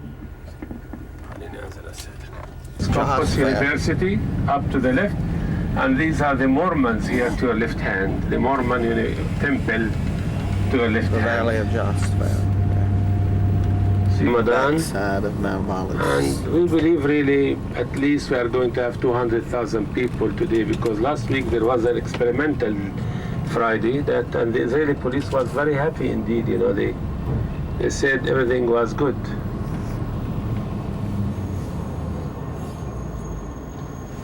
How do you spell Rama? West Eastern Bank. side of the Mount of Olives. The road is in the hands of Israel. The territory is West Bank territory. This is really security on the road in the hands of the Israelis. The security in the hands of the Israelis. City of But Bethany in on front the of us, backside of a the new Mount of city is Olives. built up by the name of Ma'ale Adumim. They're all what they have and themselves to God. Look at the sheep, we still have the sheep. But they buy for them some hay, some barley. This is a picture of the Masada from the Not different. much money. It's, really $2 billion, $3 billion, $3,000 million. This canal and this water aqua.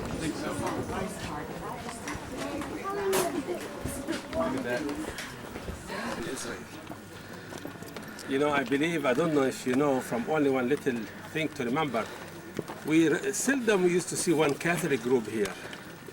Now, really, when you come here, sometimes you see the Franciscans with their garments. You see one of the nuns, all of them start to come down to Masada. Masada is not biblical. It's not mentioned in the Bible. It's historical site. History, only history. So look behind you now from here. See the meeting between the two parts of the Dead Sea. See down to the right? That's really dry. Dry. Forget about this little water here. See this little body of water there between Israel and Jordan was really interposed for the last 4 or 5 months from the canal. See, look where this canal is. See it? It was put there because otherwise the infiltrators, they come from the other side to this side and nobody feels in them. Also we can go from here the other side. And this is why they said to put water there to avoid people to come and go walking in that area. But the downside, the side, have an empty area now. What you do, you plaster it, you turn it to what? A system of water. See, that's very easy job. In the desert, you have to use everything. Everything you have to use. Remember, you are in a desert.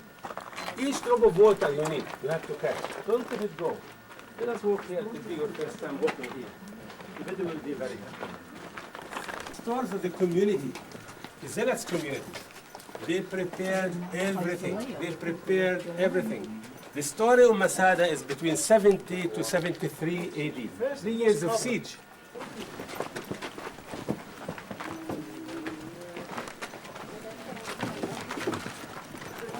Things here. When we have little things, we need food. Don't tell anybody if we tell you that we need food. We have to eat and we have to drink. And when we have little things, the only one solution to live with little things is discipline. Remember that. Somebody don't like, there are many people who don't like discipline. So if I am the leader of the community here, suppose I'm in the community, and this lady is going to cook for us this month. She will be responsible for making our food this month for the community, 960 people. She comes to me, she needs 4 kilograms of meat, like let's say 8 pounds. I give her 2 kilograms. I'm sure she's going to make a story against me everywhere.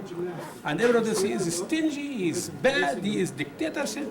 I go to her and say, yes, I am bad, I am stingy, I am dictator, but you don't know how much I have. I know how much I have. Do you know how many years these Romans are going to put a siege around you? Who knows? Nobody knows. Therefore, you have to live in the little until things will be over. This is really the discipline. You cannot pass difficult times without discipline. The only one way, in the Middle East, really, we live in the Middle East like this. And we have in everything. Who says that I need to make a shower 2 times a day if I come here? Who says that? Who says I need, when I go to the shower, I need 1 liter of water each day? I saw the Bedouins, and I behaved once like this, really. You see, I wish I saw you those plants. Just put them in your hand, like this. You shower your face, your body in those things. Imagine you tell our children, this beautiful age, beautiful generation, oh, you are old-fashioned man. But this is how they live. The frescoes, look the seats, look the floor. I wanted your eyes to be to the floor. Look how perfect pavement they had. See the pavement, little pieces, perfect, really, perfect.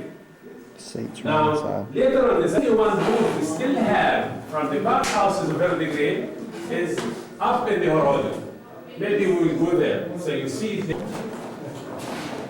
go inside, please. You see, this is really a very special building. First of all, always start from the black light. Here, what is a hot water shower? I sit here, somebody shower me. I don't want hot water, I like steam. What I do? I pour the very hot water in the water tank over there between the 2 floors here. What will happen to the steam? The steam goes up in this pipe, and this pipe, and this pipe, and this pipe. And the place will be filled by the steam. So you have wet sauna, and you have also hot water. How do you like it? The main part of the Red Sea is the south. Why the south? Because there we have the factors of salt, all the way down to the right. Please notice where the beginning of the water canal here, see it down to the left? This is where the water canal begins. And this is not good. You know why? Because it's not forever. This is shrinking, going down and down and down. So you need always pumpers to pump the water and to push it down to the other side. See, then you leave it and you come to this area. In your day in Jordan, you are going to drive the other side. In Moab, behind the Red Sea, the other side, it's The other side of the Dead Sea is Moab.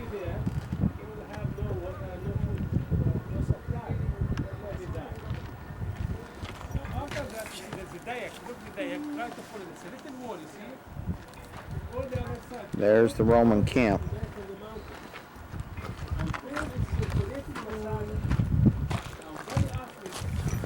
There's Herod's hanging palace. This is looking back towards Jerusalem, the Judean desert, and then looking down to the Roman camp on this side, and the ramp that was built up to Masada. He was the king in this village. But the Puritz was so anti-Jewish people. This is the water gate, this is how we call it, the water gate. There's why we call it like this, there were steps. Go down and then to turn to the left. The level of the other valley, see the other side valley, your left hand. The other side, the system is moving To the cistern. Water cistern. And the pipe. Oh.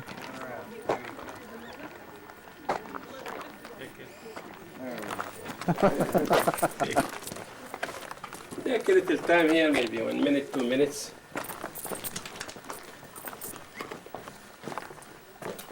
Remember these black and red birds. You see the red feather? Small size, bird, black. The name of this bird is Tristimi. Tristimi, remember the name? It's a name after Switzerland man who used to watch the bears in this area. This bird only between the Dead Sea and the Red Sea. You cannot find it in other places. You're red and dead. See the synagogue? It is from the time of Herod the Great. The time of Herod, we still have the temple up in Jerusalem. Remember this is important. Herod died when Jesus was born. Another 1 year. So we still have the temple. The temple destroyed 70 years after Herod. It was built by him. So this was a meeting place. If not everybody can go to Jerusalem, so you meet here, you discuss your daily problems, and you pray. You have no blood sacrifice here, nothing at all. When the Zealots were here, time of the Zealots, they were before the destruction, and 3 years after the destruction. The temple was destroyed 70 AD. Masada was destroyed 73 AD. So this was used when the temple was on Jerusalem and after it was destroyed. The Zealots added little thing of that. Inside that room, inside to the right, we find piece of the scrolls of Isaiah, of Ezekiel 37. You remember that famous chapter of the dry bones? We find it in that little small room inside. And the heads of the Said in families this in Masada, area we place, found and the Eliezer ben Yair, the leader of Masada, scroll of Ezekiel 37, vision of the valley of dry bones, inside the synagogue. To convince them to kill themselves and to be free from slavery.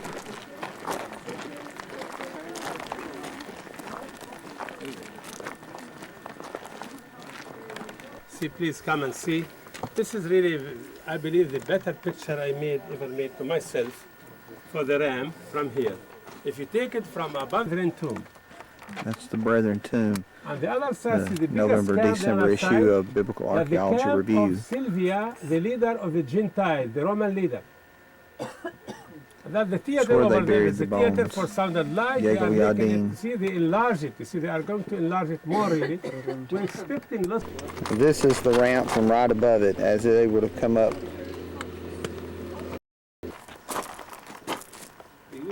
run the water from this valley all the way to these cisterns, and you need only 1 month to run it. Look at plaster. Until now we still have the plaster. 2015 ago. It's a little easy to solve the problem with the evaporation. Cave. This cave really in the bottom, there's still you can see the hole in the bottom. They found a jar there, and in this jar they Cave found number 4. 15,000 pieces of the scrolls. And those pieces, they were in this order, unorganized. And all the books of the Bible, also copies from all the books of the Bible, except the book of Esther. You know how you explain that you find here like 15,000 fragments, pieces of leather, and they are in this order? The only one way we believe that the Romans, when they attacked and they destroyed the monument. This is the area where they believe John the Baptist was beheaded. Maccaeus on the east side, either there or there. I can't see very good right now.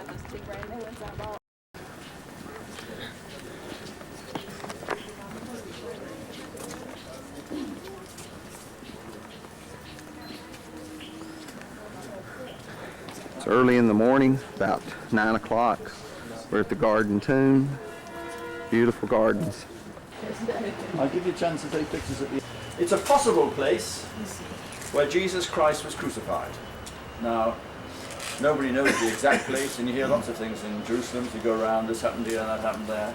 Some of it's right, some of it's not substantiated. But anyway, we like to just use the Bible as a guidebook, share with you how it fits the Bible description, and then you can make up your own mind at the end. Right. So you can see we're outside the old city, because it's just behind us over there. The wall of the city is the north wall of Jerusalem. It's not very old in Bible terms. It's only 16th century. But it's standing on a very old bit of rock. And the rock it's standing on is part of Mount Moriah. Now for Christian folk, of course, that is a very significant mount. You go right back to the old city of the Temple Mount. There's a beautiful dome with a rock on there now, you've seen that? Very busy yesterday. 200,000 folk up there. But by tradition, of course, that was where Abraham was going to sacrifice Isaac a long time ago, and after that, where Solomon built the first temple. And when he built this temple there, in about 950 BC, he started taking rock from the hills of Judea to build his temple. And this was one of these quarries that he took the rock from. So you're sitting in one of Solomon's quarries.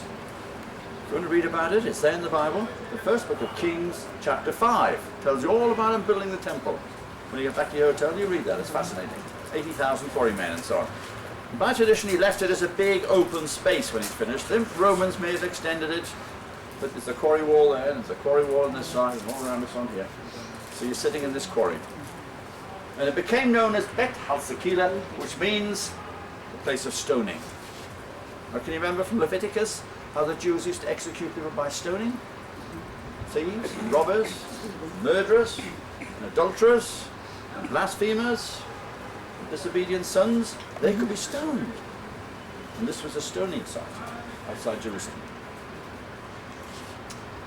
Who can tell me who the first Christian martyr was? That's right. Now the gate that's called Damascus Gate, did you walk up through Damascus Gate? There's an earlier gate underneath, you can pay a few shekels and see, and that goes right back to Herod's time, and it was called 3rd century Stephen's Gate. Stephen's 3rd century basilica was just up the road here, and we've now got Stephen's Church up here. So this was a stoning site outside Jerusalem. Execution site. Just keep that in your mind as we start thinking about crucifixion. Because the Romans came in 63 BC, and they changed it all. They introduced that terrible thing called crucifixion. And we have to remember that at the time of the Romans, crucifixion was very common. There's a tendency to remember Jesus Christ and 2 thieves and possibly a few others, but actually they crucified thousands of people. And a man called Quintilian tells us that the Romans always crucified people by busy main roads, along the side of busy main roads. Why did they do that? That's right. They were warning the populace against revolution, captive population. And it fits along the side of the road. Now let's think how the Bible describes that place of crucifixion. The Bible tells us Jesus Christ was crucified outside the city, that's Hebrews 13, but near to the city. That's John's Gospel. Well, we're obviously outside and near. But it also said there was a big multitude gathered there to watch the crucifixion. Sounds as though you need a big open space. Well, we obviously got a big open space here on this quarry floor. But significantly, Matthew and Mark tell us But those who passed by mocked Christ as he hung on the cross. And that sounds like a road, doesn't it? People passing by, going up and down. You see, we see pictures of Jesus Christ up on the cross painted by the Renaissance painters and so on, high in the sky, all nicely draped, people looking up at him. It wasn't like that at all. You see, Jesus Christ was probably no higher than just standing on the top of there, probably just a couple of feet off the ground. Remember he spoke to his mother and to John from the cross? It wasn't all that high up, and wood was scarce. You had a thief on his left and a thief on his right, and what did the Roman authorities do? They encouraged them to laugh at them, to mock them, to curse them, to spit at them. That's what they did to thieves and robbers upon the cross as they went along the road, and that's what they did to Jesus. They had no concept that he was the Son of God, dying on a cross for our sin, taking the punishment that we deserve in his own body on the tree, as the Bible puts it. No, he was there along the side of the road, being laughed at, being mocked and cursed. And he took it all, of course, because he was dying for us. And the Bible says nothing about a hill. You know that? Where does the hill come from? Well, the hill comes from the artists, and it comes from the poets, and it comes from the hymn writers. In England, we sing a lovely hymn. There is a green hill far away outside the city wall. Well, there aren't many green hills around here anyway, but... And in America, you sing a beautiful hymn on a hill far away, set an old rugged cross. It's a bit sentimental, and ours is a bit romantic. But we've romanticised the cross, really, you see. I actually try and get British groups to go back and change the hymn and say there is now a bus station far away outside the city wall. And it's not nearly so romantic, but it's a much better picture, actually, of where Jesus Christ died, because he died in the real world. In the heat and the noise and the cruelty and the shouting and the cursing and the spitting of the Roman Empire, just like sometimes down by the Barrow bus station, because he was dying for sin, a terrible thing. Nothing romantic about it, or sentimental. He was down by the side of the road, probably dying for us there. And the Bible simply says he came forth bearing his cross and went into a place called Golgotha, which means place of the skull in Aramaic, or Calvary in Latin, meaning a bald place. And this could be that Golgotha site. It fits the Bible description outside the city wall, and here we've got a main road running along down to Jericho that way and over the hill to Damascus here. Just the kind of execution site, just the kind of place the Romans would have chosen. And Golgotha could simply be two things. It could actually just be a synonym for death, because this was a place of execution, Beth Constantine. And you could call it the place of the skull. Or it could be because it looks a bit like a skull on the hill behind me, and that's now called Skull Hill over here. You can see it on the hillside of this rough cliff, this limestone cliff here. You can see what it looks a bit holes and skull-like. To be honest, we don't know what it looked like 2,000 years ago, whether those holes were there. I think it's doubtful whether those holes there, to be honest. This big water system up here, or it used to be a water system, the front's collapsed with erosion, so if that's been affected, obviously the skull must have been affected. But then it's very crumbly limestone, there may be other holes there. This is what it looked like in 1883. It's very distinct, isn't it? We're looking over here, we're looking at that one, and a little nose if you half close your eyes. Well, it's from the wall this picture was taken, and that one around the corner looks more obvious. And that's the time of General Gordon, British general, who was at Ain Karem. He was staying at Spafford House, and I looked across here. He was an archaeologist, well no, he was a cartographer and surveyor and a Bible student, and suggested this could be the Golgotha site. And he wrote letters to England, and eventually the British raised a couple of £1,000 in 1894 and bought this bit of land from the Turks. And it's been British ever since for 104 years. So that's why we've been looking after it, and that's why I've got an English accent. Because I'm one of the volunteers who comes out here. Okay, so that's what we haven't gone too much of the mountain now because they filled it up with tarmac when they built the bus station. But that's why it could be called the place of the skull, Golgotha, outside the city wall. Now just before you take your pictures, Jesus was on the cross for 6 hours. 3 hours darkness over all the land. And at the end of that time, do you remember many things he said from the cross, but at the end he cried, Tetelestai, which means it's finished. He made atonement for us, he paid the price of our sin, he'd accomplished all the work that God had given him to do here on earth, and he yielded his spirit back to the Father. The Bible says that a man called Joseph of Arimathea went to Pontius Pilate, the procurator, and asked for his body. Now, Joseph was a rich man, a member of the Sanhedrin. He must have had some influence with Pilate because it was granted to him. And the Bible says he took the body and he put it in his own tomb, carved out of the solid rock. That's Matthew 27:16. And there's a lovely verse in John's Gospel, John 19, verse 41, tells us that near the place of crucifixion there was a garden. And in the garden a new tomb in which no man had ever yet laid.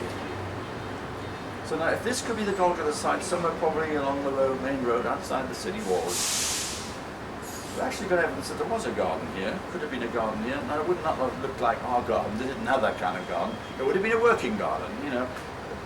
A garden in Bible terms could be an olive grove, an orange orchard, or a vineyard. And we think it could be a vineyard on this site. So we'll go and see the evidence of the vineyard and see the tomb that they found in the vineyard. So if you want to take your pictures, take a picture of the skull. It wouldn't ever belonged to Joseph.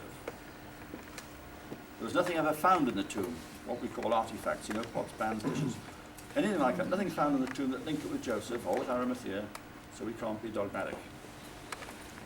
It would have helped if he'd carved his name in it, but he didn't do that either.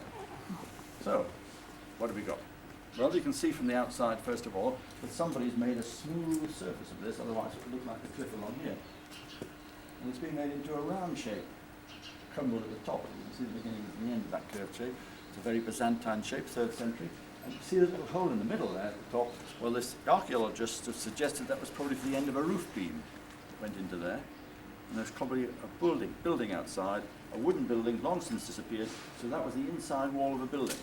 We understand it could have been an early church. 3 reasons for that. First of all, they did a lot of foot washing. Could have been for foot washing.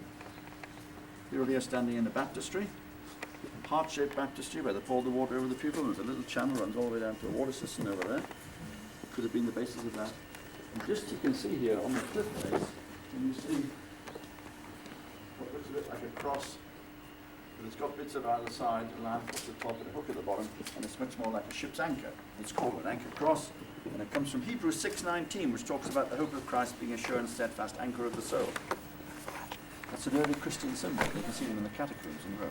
So it looks as though early Christians worshipped right here at this place.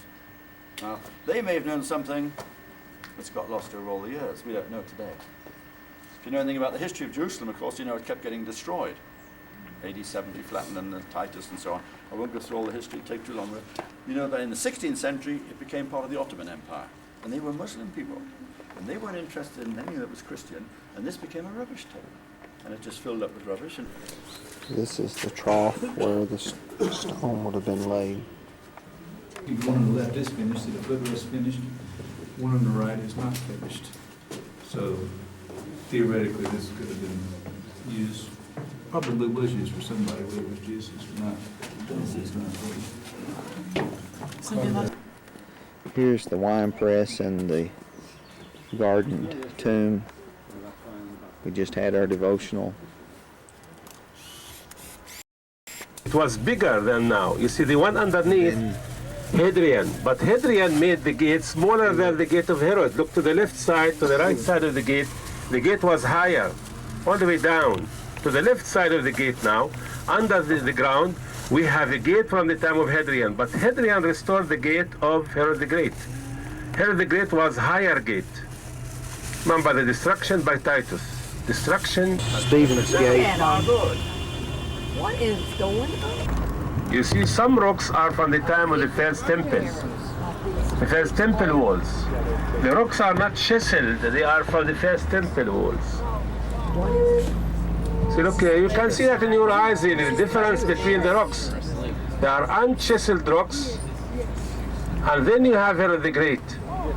See, Herod added to the walls to make his table perfect.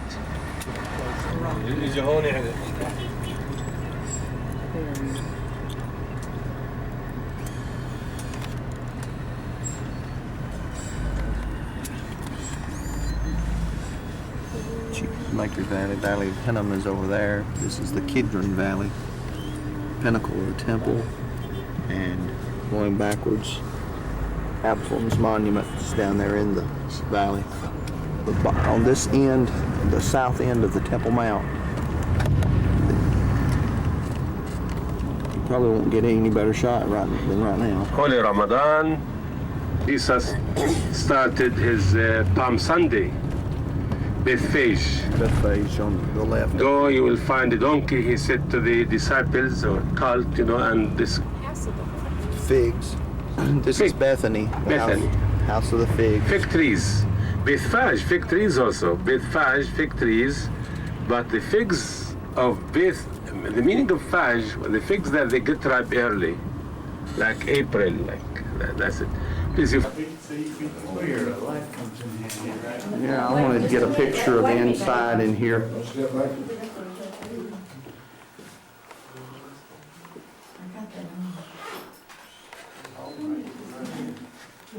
This is the area in which he would enter into the tomb.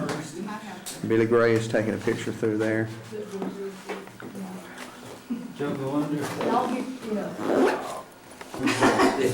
Let's get a picture of that. I think Tony did. Everybody's down in Lazarus's tomb. We're inside Lazarus' tomb. There's Willard. You too. We gotta be in low enough to get out. Yeah. Coming out of the cross space. Get him now.